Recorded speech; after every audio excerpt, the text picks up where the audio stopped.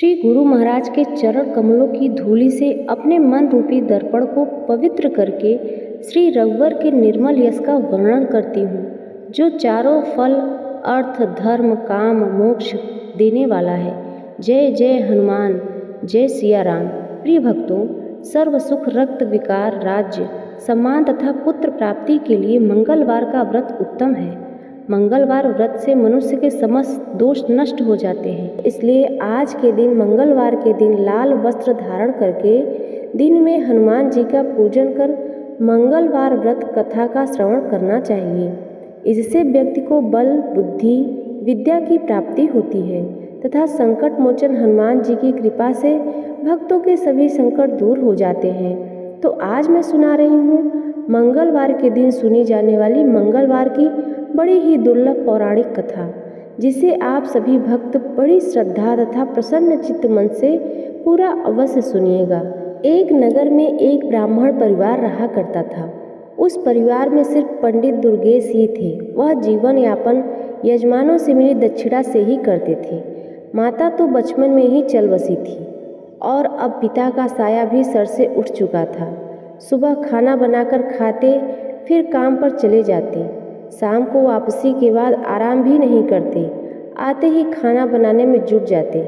मोहल्ले वालों ने अपने प्रयासों से पंडित जी का विवाह एक गरीब कन्या से करा दिया। अब दुर्गेश खुश थे। अब उन्हें सुबह शाम बना हुआ खाना मिलता। उनकी पत्नी का नाम सावित्री था। सावित्री गरीब घर की जरूर थी, लेकिन वह गृह कार्य में दक्ष होने के साथ साथ सामाजिक प्रवृत्ति की भी थी। हनुमान जी की परम भक्त भी थी। उसके व्यवहार से सभी पड़ोसी खुश थे। वह हर मंगलवार का व्रत किया करती थी। अब इधर पंडित जी का जीवन अच्छे से कट रहा था। कुछ समय बाद सावित्री गर्भवती हो गई। जब सावित्री के प्रसव का समय आया तो पंडित जी ने अपने ही पड़ोसी की एक दाई को लेकर आए। समय पर सावित्री ने एक सुंदर लड़के को जन्म दिया। अब इधर पंडित जी ने एक नए कपड़े में उसे लपेट लिया और घर से निकल पड़े। कुछ समय के उपरांत वह गंगा तट पर जा पहुँचे। दुर्गेश ने उस बच्चे को अपने दोनों हाथों में लेकर गंगा जी में 3 डुबकी लगाई। फिर पंडित जी दुर्गेश उसके सीधे कान में कोई मंत्र पढ़कर फूंक मारी और लड़के से दुर्गेश की बात होने लगी। पंडित जी ने उस बच्चे से पूछा, बताओ, आप मेरे कर्जदार हो या मैं आपका कर्जदार हूँ, और मैं कितना का कर्जदार हूँ? बच्चे ने कहा, मेरे 50 रुपये आपके ऊपर हैं, आपने नहीं दिए थे। आपके बच्चों ने भी आपका कर्ज नहीं चुकाया था। इतना सुनकर पंडित जी दुर्गेश ने उसे 50 रुपये दिए और बोला, आपका और मेरा हिसाब चुकता हुआ। तब बच्चे ने कहा, हाँ, हिसाब पूरा हुआ। यह बात सुनकर दुर्गेश ने कोई मंत्र पढ़ा और उसके उल्टे कान में फूंक मारी और उसे गंगा जी में प्रवाहित करके घर चले आए। उसने अपनी पत्नी सावित्री को यह कहकर समझा दिया था कि उसका मेरे ऊपर कर्ज था, इसलिए मैंने उसका कर्ज चुकाकर उसे वापस भेज दिया। मैं अगर ऐसा नहीं करता तो पता नहीं कब हमारे यहाँ से जाता। उस समय हमें बहुत दुख होता। अब सावित्री अपने पति दुर्गेश की बातों से पूर्णतः संतुष्ट थी। जब सावित्री दोबारा से गर्भवती हुई और समय पर एक सुंदर से पुत्र को जन्म दिया तो दुर्गेश ने उसके साथ भी वही शुरू कर दिया। वह बच्चे को एक सफ़ेद कपड़े में लेकर गंगा के घाट पर चल पड़ा। वहां पहुंचकर गंगा में घुस गया और बच्चे को गंगा जल में 3 डुबकी लगाई।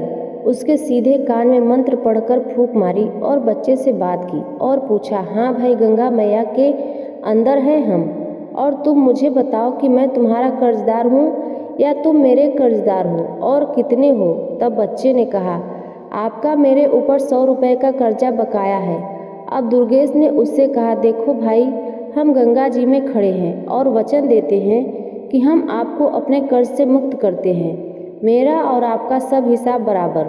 उसने कहा कि ठीक है, जब आप वचन दे रहे हैं तो ठीक है। इतना कहकर दुर्गेश ने उसके उल्टे कान में फूंक मारी और बच्चे को पूर्ण अवस्था में उसको गंगा जी में प्रवाहित कर दिया। यह सब करके वह वापस अपने घर पहुंचा और पत्नी सावित्री से बोला, मुझे खाली हाथ देखकर बच्चे के बारे में जानने की आपकी इच्छा होगी तो सुनो। उस पर हमारे 100 रुपये का कर्ज था, तो उसने उसे गंगा का वचन दे दिया और उसे ऋण मुक्त कर दिया।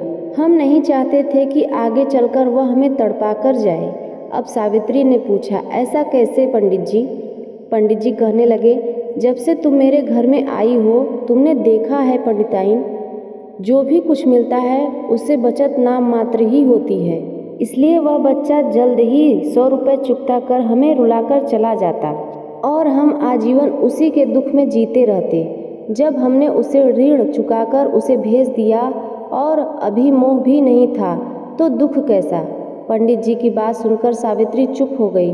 उसके पास उस समय कोई और विकल्प नहीं था।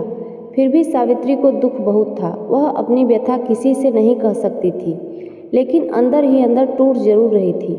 अब वह पहले जैसी हंसमुख नहीं रही। उसका कमल सा चेहरा मुरझाने लगा था। एक दिन बुढ़िया ने, जो उसकी पड़ोसन थी, उससे कारण जानना चाहा। सावित्री उस बुढ़िया को बहुत मानती थी, इसलिए वह उसके आग्रह को ठुकरा न सकी और अपनी आपबीती उसे बताई। बुढ़िया कहने लगी, देखो सावित्री, हमारा राजा बहुत दयालु है और वह सभी की सुनता है। कल तुम मेरे साथ चलना और राजा को सब बात बताना। सावित्री ने उससे कहा, ठीक है माँ जी। अगले दिन जैसे ही दुर्गेश अपने काम पर गए तो पड़ोसन बुढ़िया आ गई और उससे बोली, चलो चलो सावित्री। अब सावित्री तो तैयार बैठी थी। वह राजा के पास दरबार में गई और वहां पहुंचने के बाद राजा ने उसकी सारी बातें ध्यान से सुनी। बातें सुनकर राजा ने उस बुढ़िया से कहा, अब यह जिम्मेदारी तुम्हारी है कि आगे इसके बच्चा होने को हो तब तुम मुझे सूचना देना। और सावित्री से कहा, तुम भी भूल मत जाना, इस बुढ़िया को याद से मेरे पास भिजवा देना। इसी आसन में दोनों अपने घर आ गई और पड़ोसन बुढ़िया राजा से आश्वासन मिलने के बाद निश्चिंत हो गए थे। बुढ़िया तो पूरी तरह आश्वस्त थी, लेकिन सावित्री अपने दोनों संतानों के बारे में सोचकर ही सिहर जाती थी, जिसका मुंह भी उससे अच्छी तरह से नहीं देखा था। पर पंडित दुर्गेश को तो कोई दुख ही नहीं था। वह जो कर रहा था अपने भविष्य को ही सोचकर कर रहा था। दुर्गेश ने अपने असीम प्रेम और स्नेह से सावित्री को महान दुख से उबार लिया।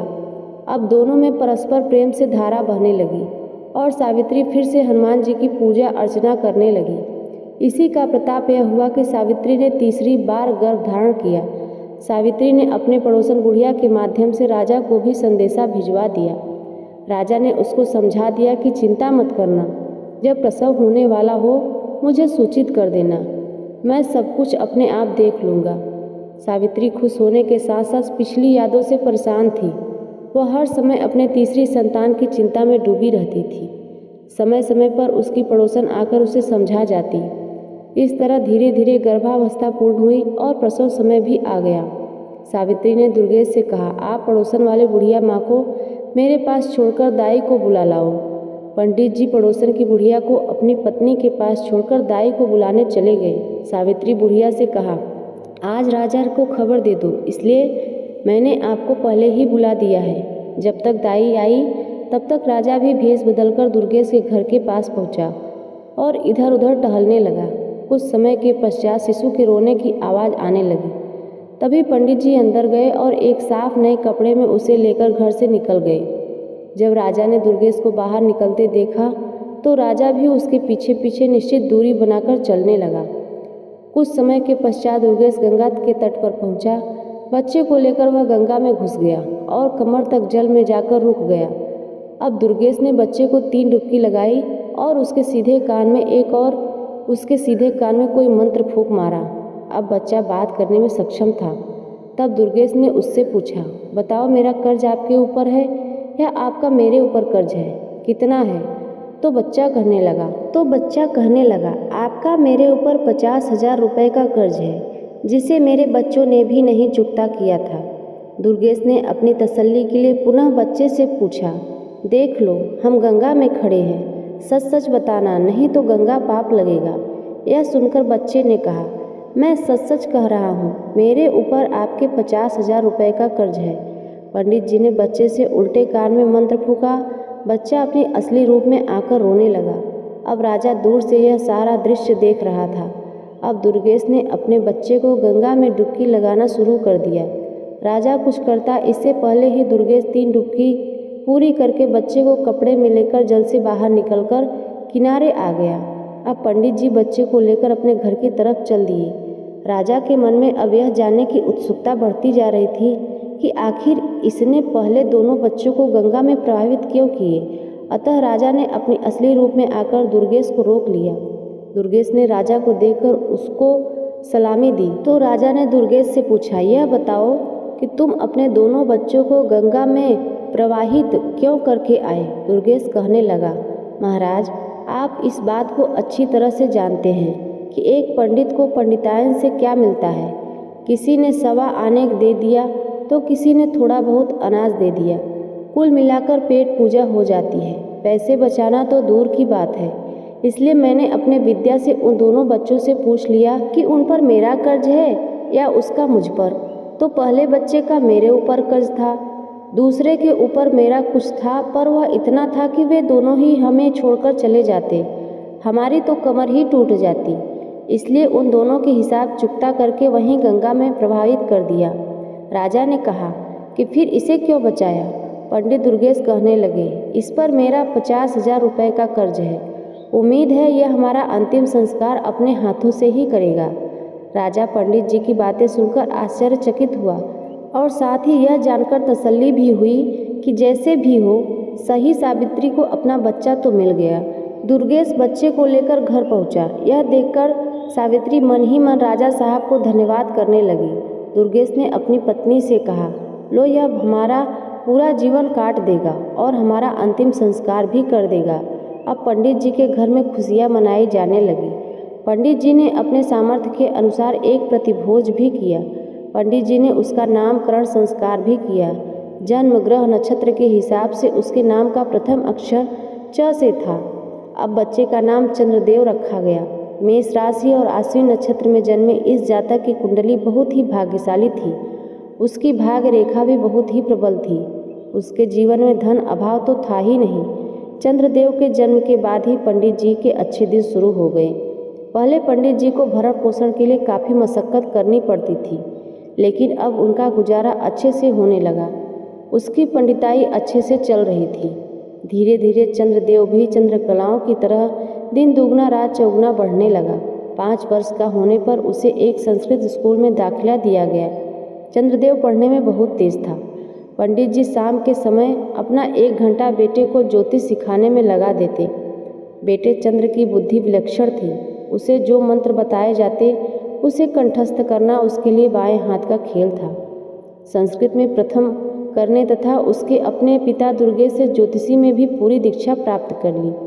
चंद्रदेव प्रथमा करके एक अच्छा नवयुवक हो चुका था। 14 वर्ष की उम्र में वह 18 वर्ष का लगता था। पंडित जी और पंडित जी की पत्नी दोनों ही अपने पुत्र को इस तरह बढ़ता देखकर मन ही मन भगवान का शुक्रिया अदा करती और सावित्री अपने पुत्र को निहारती और भगवान का धन्यवाद करती, हनुमान जी का धन्यवाद देती और राजा का भी धन्यवाद करती थी। उसे तो यह पता ही नहीं था कि उसमें राजा का कोई योगदान ही नहीं है। अब चंद्रदेव ने प्रथमा के बाद आगे की शिक्षा के लिए अपने माता पिता को मना कर दिया। उसने माँ से कहा, माँ मैं भी पिताजी के काम में हाथ बटाऊंगा। माँ ने कहा, बेटा अभी तेरी उम्र ही क्या है, खेलो खाओ और आगे की दुनियादारी को समझने की कोशिश करो। यह काम तो सारी उम्र ही तुम्हें करना है। इस पर चंद्रदेव ने कहा, माँ जब मुझे पंडिताई ही करनी है तो बाद में क्यों, अभी से क्यों नहीं। विद्या तो कोई भी हो उसे जितना उपयोग करेंगे उसमें बढ़ोतरी ही होगी। कल पूर्णिमा का दिन है तो मैं भी कल से काम पर जाऊंगा। अब पंडितायन मन ही मन बहुत खुश हो रही थी। चलो अब उसके घर में 2-2 कमाने वाले हो गए। थोड़ा पैसा इकट्ठा करके हम अपने बेटे का विवाह भी कर देंगे और मज़े से उसकी दुनिया में रम जाएंगे। मन में ऐसा विचार करके वह सो गई कि चलो सुबह जल्दी उठकर दोनों के लिए खाना भी बना दूंगी, कल दोनों ही काम पर जाएंगे। पंडितायन को रात में नींद नहीं आई। वह सोचने में ही करवट बदलते बदलते परेशान हो गई। सुबह जल्द ही जगकर रसोई का काम निपटाकर स्नान ध्यान करके हनुमान जी की पूजा करने के बाद खाना बना दिया और निश्चित होकर चारपाई पर लेट गई। और वह सारी रात सो नहीं पाई थी, अतः जिस निश्चिंता के साथ वह लेटी थी उसे जल्द ही नींद आ गई। सुबह पंडित जी जब अपने समय पर उठे तो उन्होंने देखा श्रीमती जी सो रही हैं, तो किसी अनहोनी की चिंता में डूब गए और सबसे पहले उसे जगाकर पूछा, अरे ओ भाग्यवान, तबीयत तो ठीक है, कहते हुए उसके माथे को छूकर देखा। तब सावित्री ने उनसे कह दिया, मेरी तबीयत बिल्कुल ठीक है, थोड़ा जल्दी उठ गई थी, सो काम धाम करके मैं लेट गई और नींद आ गई। आप अपने नित्य कर्म करो, खाना तैयार है। इतने में चंद्रदेव भी जाग गया और नित्य कर्म करने लगा। दोनों पिता पुत्र तैयार होकर गए। सावित्री ने दोनों के लिए आसन लगाकर उसे खाना परोसा। दोनों ने खाना खाया और दोपहर का खाना साथ में लेकर अपने काम पर निकल गए। चंद्रदेव का पहला दिन था तो उसे कोई भी यजमान ऐसा नहीं मिला जो उसकी सेवा में उसे ले सके। धीरे धीरे शाम होने को आई। चंद्रदेव उदास मन से घर के लिए रवाना हुआ। थके कदमों से वह घर की तरफ जा ही रहा था कि अचानक उसके मुख पर गर्मा गर्म पानी की कुछ बूंदें गिरी। उसने अपनी नज़र उठाई तो देखा एक बहुत ही सुंदर स्त्री अपने आंखों से आंसू बहा रही थी। उसी के आंसू के बूंदें चंद्रदेव के ऊपर गिरी थी। चंद्रदेव रुक गया और उससे पूछने लगा, बहन आपको क्या दुख है, मुझे बताओ, हो सकता है मैं आपकी कोई मदद कर सकूं। ऊपर से उस स्त्री ने देखा एक नौजवान लड़का तिलक छापे राम नाम के पीताम्बर डाली नीचे खड़ा है। वह बहुत बड़ा पंडित लग रहा था। उसे देखकर ऐसा लग रहा था मानो अभी अभी काशी से आ रहा हो। उस स्त्री ने कहा, अरे तेरे जैसे कितने आए और ठग कर चले गए, मेरा तो विश्वास ही उठ गया है तुम्हारे जैसे ढोंगी पंडितों से। इतना सुनकर चंद्रदेव बहुत ही विचलित हुआ और मन में विचार किया कि मैं इस महिला से कुछ न मिलने पर भी मैं इसकी परेशानी का कारण जानकर उसका समाधान अवश्य करूँगा। उधर से महिला ने कहा, मैं तुम्हें कोई पैसा या दक्षिणा देने वाली नहीं हूँ। चंद्रदेव ने कहा, माता जी नीचे तो आओ, अपना हाथ दिखाओ और बताओ समस्या क्या है।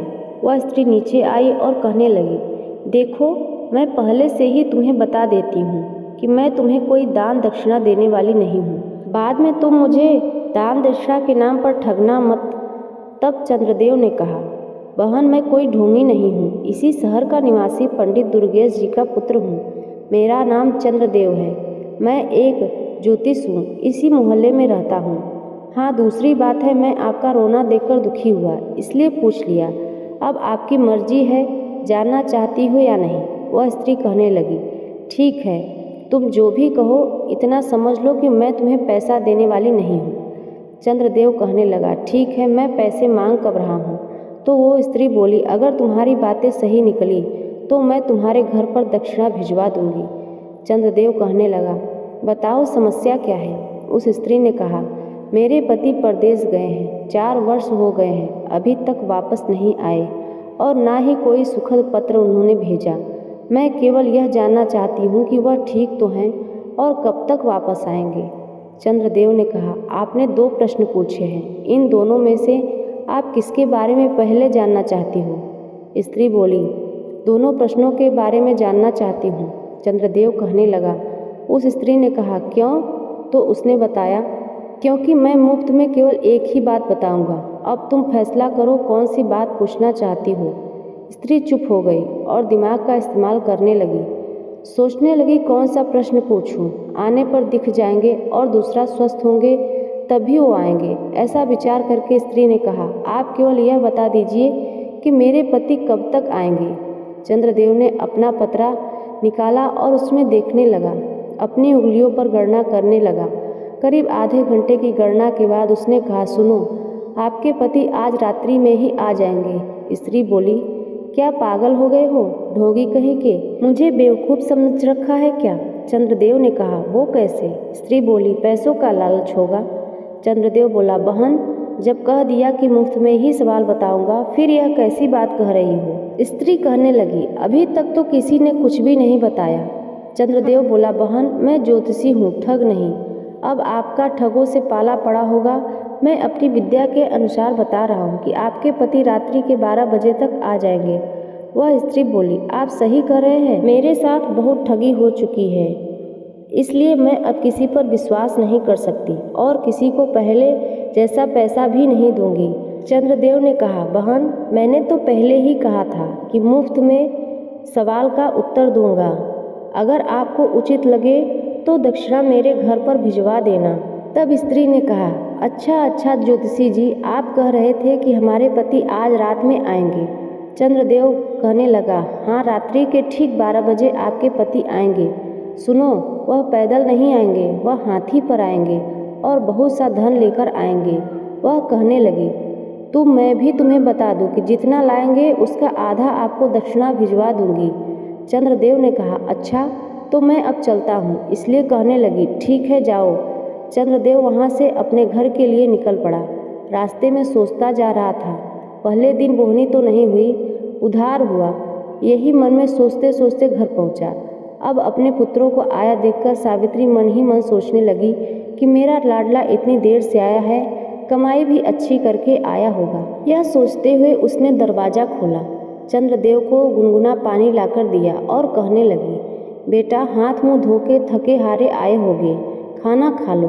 वह कहने लगी, तुम्हारे पिताजी तुम्हारा इंतजार कर रहे थे और भूखे बैठे हैं। चंद्रदेव ने कहा, अच्छा माँ, मैं अभी हाथ मुंह धोकर आता हूँ। कुछ ही देर में चंद्रदेव हाथ मुंह धोकर आ गया।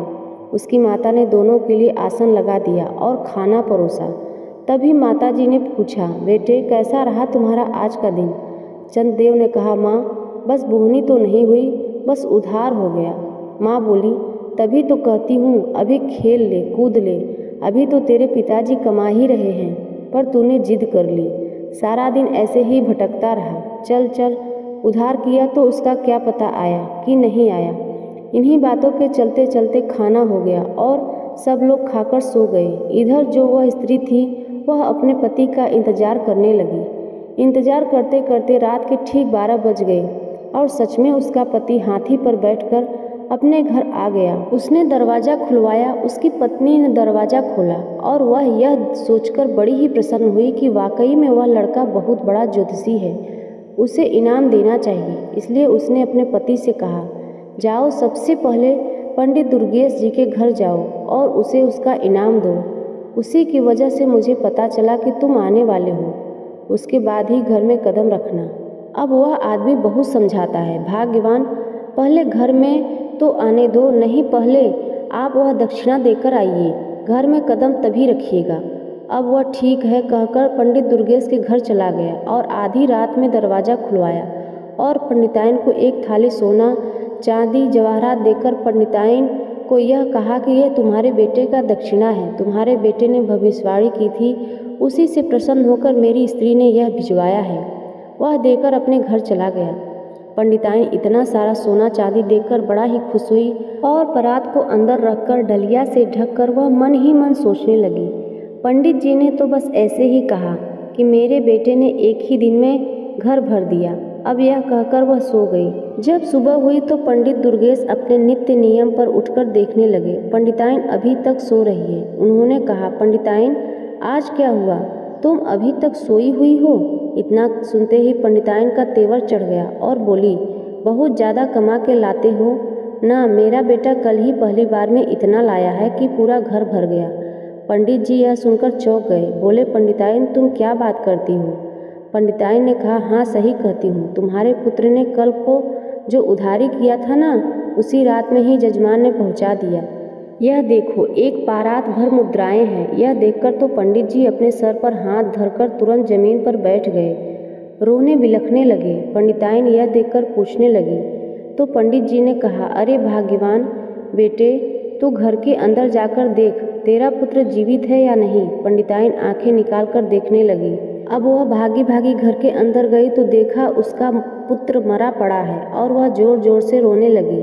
यह देखकर पंडित जी ने कहा, पंडिताइन, मैंने कहा था ना, पूर्व जन्म के उसने अपने सभी कर्जों को चुकाकर हमसे मुक्ति पा ली है, इसलिए तो हम उसे कमाना देना नहीं चाहते थे। अब तुम हनुमान जी की पूजा करो, अब यही तुम्हारे पुत्र को वापस ला सकते हैं। यह सुनकर पंडिताइन बिना अन्न पानी के 1 हफ्ते तक उपवास करती रही। जब हफ्ता पूरा हुआ तो मरणासन्न हो गई। यह देखकर हनुमान जी भी बड़े प्रसन्न हुए और बोले, यदि मैंने इस ब्रह्माणी को दर्शन नहीं दिया तो सभी भक्तों का विश्वास मुझसे उठ जाएगा। यह सोचकर हनुमान जी महाराज पंडिताइन के घर उसके कुटिया में प्रकट हो गए और बोले, पंडिताइन, तुमने मंगलवार का व्रत करके मुझे बड़ा ही प्रसन्न किया है। तुम लगातार हर मंगलवार को व्रत नियम से करती आई हो, मांगो तुम्हें क्या चाहिए। पंडिताइन ने कहा, मुझे सोना न चाहिए और ना ही अन्न धन चाहिए, मुझे तो बस मेरा पुत्र ही चाहिए। हनुमान जी ने कहा, उसके भाग में जो लिखा था वही हुआ। पंडिताइन ने कहा, नहीं, पहले ही तो 2 पुत्र चले गए हैं। पंडित जी ने मुझे आंख भर देखने को भी नहीं दिया, इसलिए मैं चाहती हूँ कि आप इस पुत्र को मुझे वापस कर दें। प्रिय भक्तों, उस पंडिताइन के कठिन तपस्या से प्रसन्न होकर हनुमान जी ने तथास्तु कह दिया और कहा, पंडिताइन जरा कमरे के अंदर जाकर देखो, तुम्हारा पुत्र तुम्हें बुला रहा है। पंडिताइन ने जैसे ही पुत्र के कमरे में कदम रखा, उसका पुत्र हंसता खेलता अपने माँ के चरणों में गिर गया और इस प्रकार पंडिताइन ने मंगलवार के व्रत के प्रताप से उसका पुत्र उसे प्राप्त हुआ। तो प्रिय भक्तों, मंगलवार का व्रत अष्ट सिद्धियों 9 निधियों को देने वाला है। माता सीता ने हनुमान जी को यह आशीर्वाद दिया है कि मंगलवार के दिन जो भी उनकी पूजा करेगा एवं व्रत कथाओं को श्रवण करेगा तो वह धन, पुत्र, आरोग्य, सभी प्रकार के सुखों से परिपूर्ण होगा, वह हर प्रकार के संकटों से मुक्त रहेगा। तो बोलिए बजरंग बली महाराज जी की जय। हनुमान जी भगवान शिव के 11वें रुद्र अवतार हैं, जिन्होंने त्रेता युग में भगवान राम की सेवा करने के लिए जन्म लिया था। एक बार की बात है, ऋषि अंगिरा इंद्रदेव के लोक पधारे। इंद्रदेव ने उनका विविध स्वागत सत्कार किया और ऋषि के मनोरंजन हेतु पुंजिक स्थला नाम की अत्यंत रूपवती अप्सरा के नृत्य का आयोजन किया।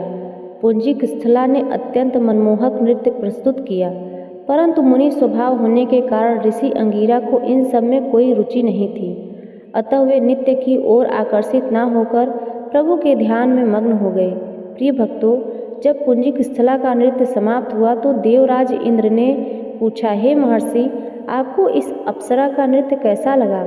इस पर ऋषि अंगिरा ने उत्तर दिया, हे देवराज मुनि, स्वभाव के कारण मेरी नित्य या भोग विलास में कोई रुचि नहीं है, इस कारण मैं इस अप्सरा के नृत्य पर तनिक भी ध्यान नहीं दिया, अतः मैं इसकी प्रस्तुति के बारे में कुछ नहीं कह सकता। प्रिय भक्तों, ऋषि अंगिरा द्वारा अपनी प्रशंसा न सुनकर पुंजिक स्थला को उन पर बड़ा क्रोध आया।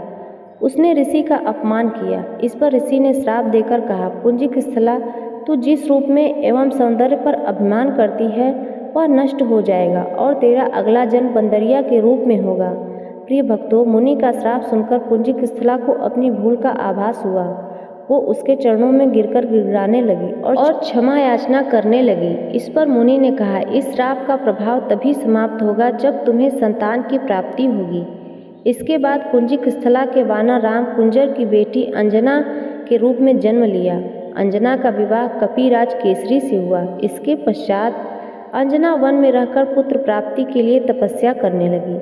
इधर त्रेता युग में अयोध्या नरेश राजा दशरथ के संतान प्राप्ति के लिए अपने गुरु वशिष्ठ के निर्देशानुसार पुत्रष्टि यज्ञ करवाया। यह यज्ञ श्रृंगी ऋषि द्वारा संपन्न कराई गई। यज्ञ की आहुति होने के पश्चात यज्ञ कुंड में अग्निदेव प्रकट हुए और राजा दशरथ को एक खीर का पात्र देते हुए बोले, राजन, यह खीर आप अपनी रानियों को खिला देना, अवश्य ही आपको पुत्र प्राप्त होगा।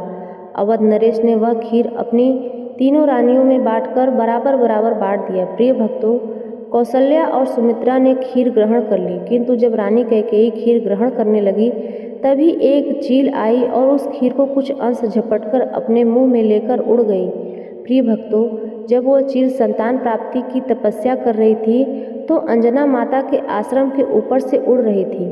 तब अंजना आसमान की ओर मुख करके कुछ देख रही थी। उनका मुख खुला होने के कारण खीर का कुछ हिस्सा उनके मुख में आ गिरा। यह बात उन्होंने अपने पति वानरराज केसरी को बताई तो उन्होंने कहा कि हे प्रिय, इसे भगवान शिव का प्रसाद मानकर ग्रहण कर लो। पति की बात मानकर अंजना ने वह खीर ग्रहण कर लिया और इसके फलस्वरूप वह कुछ ही समय में गर्भवती हो गई। उसके गर्भ में एक अत्यंत बलशाली और तीव्र बुद्धि वाले केसरी नंदन हनुमान जी का जन्म हुआ।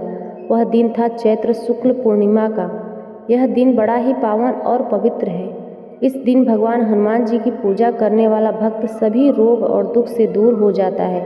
उस पर सदा श्री राम जी की कृपा बरसती रहती है। तो प्रेम से बोलिए हनुमान जी महाराज जी की जय।